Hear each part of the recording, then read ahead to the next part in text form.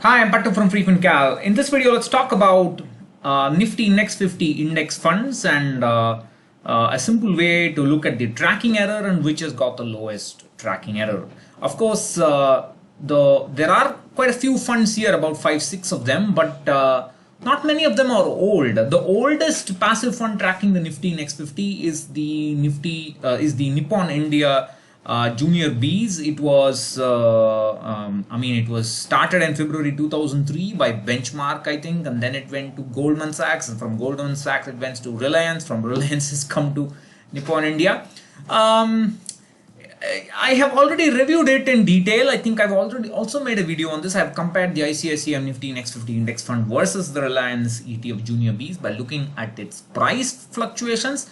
My suggestion is that retail investors should not be using ETFs because there is always the risk of trying to buy and sell among the unit holders. I think it's best to leave out ETFs from this study. You can look at my past videos or my previous articles on the ETF.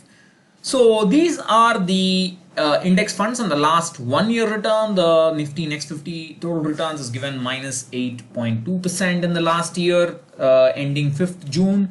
The ICICI fund has given minus 9%, IDBI minus 8.58, DSP minus 9, and UTI minus 8.29. So you can immediately see the closest with respect to 1 year is the UTI Nifty Next 50 fund.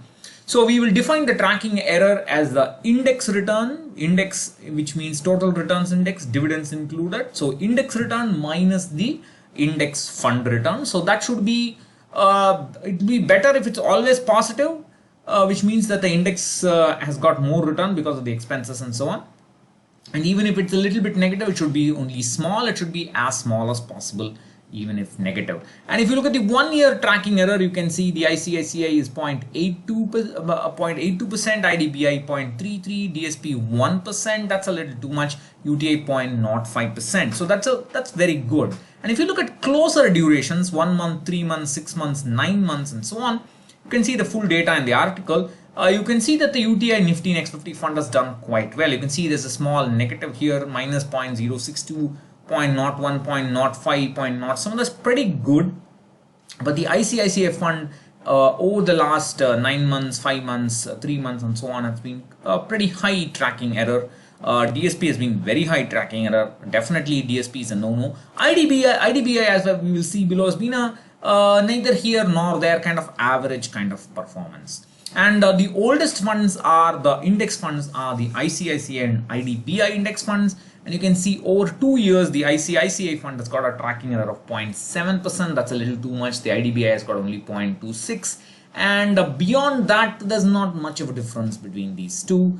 So the IDBI has been more or less a consistently average performer. UTI is too young to say that it's the best, and people are always looking for the best, which is wrong. The ICICI fund in the short term, up to 2 years and below that, or the last 2 years and less than that, it is not done too well.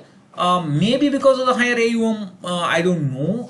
We have to find out. So we have to give it a little more time. There's no need to rush and get out of the ICICI fund and invest in the UTI fund. And there's no need to claim that the UTI fund is the best. We still need to give it some more time. So this is a simple way to track and make a judgment. Of course, you can do a rolling tracking error as well. Find out the return difference over all possible 1 year durations, 2 year durations, and so on. That's something we will do at a later study in this for this index. So that's what I want to say in this video. Thank you. Bye bye.